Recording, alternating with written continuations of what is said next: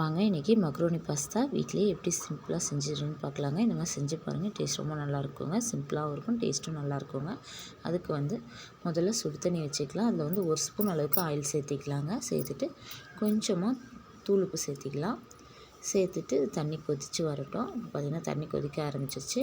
இப்போ ஒரு 1/4 கிலோ அளவுக்கு மக்ரோனி பாஸ்தா எடுத்துருக்காங்க. இந்த சங்கு மாதிரி இருக்கும், இந்த மாதிரி பாஸ்தா தான் எடுத்துருக்கோம். இதை தண்ணியில் சேர்த்துட்டு ஒரு 5 நிமிஷத்துலேருந்து ஒரு 6 நிமிஷம் வரைக்கும் வேக விடலாங்க. ரொம்ப நேரம் வேக விட்டோம்னா குழஞ்சி போயிடும். வேகாமே இருக்கக்கூடாதுங்க. கரெக்டாக அந்த ஸ்டேஜ் வர வரைக்கும் பார்த்துக்கிட்டே இருக்கலாம்.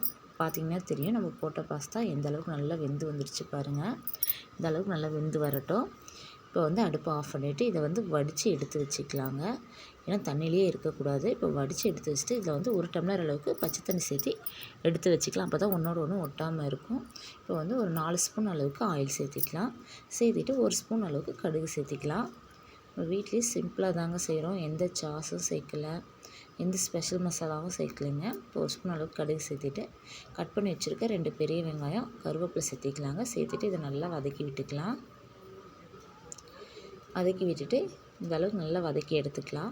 குழந்தைங்க இதை கேட்டு ரொம்ப அடம் பிடிப்பாங்க, எனக்கு பாஸ்தா வேணும்னு. நம்ம இந்த சாஸ் செஞ்சு கொடுக்கும்போது கொஞ்சம் அவங்களுக்கு அதிகமாக சாப்பிடும்போது அவங்களுக்கு ஒரு மாதிரி இருக்கும். இந்த மாதிரி சிம்பிளாக மசாலா போட்டு செஞ்சு கொடுங்க, டேஸ்ட் நல்லாயிருக்கும். ஒரு ஸ்பூன் அளவுக்கு இஞ்சி பூண்டு பேஸ்ட் சேர்த்திக்கலாம். வெங்காயம் வதங்கினதுக்கப்புறமா இதுவும் நல்லா பச்சை வாசம் போக வதங்கினதுக்கப்புறமா 2 தக்காளியை மிக்சியில் அரைச்சி எடுத்து வச்சுருக்கேன் நைஸாக, அதை சேர்த்திக்கலாங்க. இந்த 1/4 கிலோவுக்கு 2 தக்காளி போதுமாக இருக்குங்க. நல்லா இதுவும் பச்சை வாசம் போக தக்காளி நல்லா வதங்கி வரட்டும். இப்போ தக்காளி நல்லா வதங்கி வந்ததுக்கப்புறமா மசாலா சேர்த்திக்கலாம். இது நல்லா வதங்கி வரட்டும். பார்த்திங்கன்னா தெரியும் நல்லா வதங்கி சுருண்டு வந்திருக்குங்க. இந்த டைமில் ஒரு 1/2 ஸ்பூன் அளவுக்கு மஞ்சள்தூள், 1/2 ஸ்பூன் அளவுக்கு மிளகாத்தூள், 2 ஸ்பூன் அளவுக்கு கறி மசாலா தூள் சேர்த்திக்கலாங்க. 2லேருந்து 3 ஸ்பூன் அளவுக்கு கூட சேர்த்திக்கலாம். நம்ம காரம் தகுந்த மாதிரி சேர்த்திக்கலாங்க. நல்லா வதக்கி விட்டுக்கலாம். இதுவும் நல்லா பச்சை வாசம் போக வதங்கி வரட்டும். நல்லா பார்த்திங்கன்னா தெரியும் நல்லா பச்சை வாசம் போக வதக்கி எடுத்துக்கலாம். அப்புறம் நம்ம எடுத்து வச்சுருக்க இந்த மக்ரோனி பாஸ்தாவை சேர்த்திக்கலாங்க. பார்த்திங்கன்னா தெரியும் எப்படி பாருங்கள், ஒன்றோட ஒன்று ஒட்டாமல் இருக்குது. இதை கலந்து விட்டுக்கலாம். இப்போ நல்லா கலந்து விட்டுக்கலாங்க. இது நல்லா கலந்தாச்சு. கொஞ்சமாக உப்பு சேர்த்திக்கலாம்.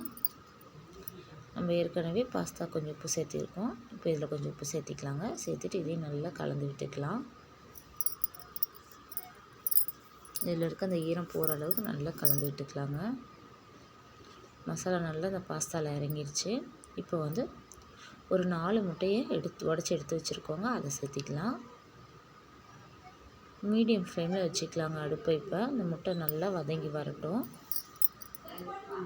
எல்லா பக்கமும் இந்த முட்டை இது பண்ணுற மாதிரி நல்லா கலரி விட்டுக்கலாம். ஒரு 5 நிமிஷம் ஆகுங்க. இது பார்த்திங்கன்னா தெரியும் ஒரு 5 நிமிஷம் கழிச்சு எல்லாம் கலந்து வந்திருக்குங்க. இன்னும் கொஞ்சம் நேரம் கலரி விட்டுக்கலாம்.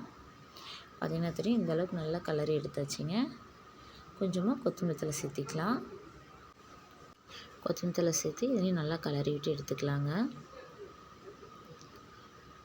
அவ்வளோதாங்க, சிம்பிளாக வீட்டிலே செஞ்ச பாஸ்தா ரெடி.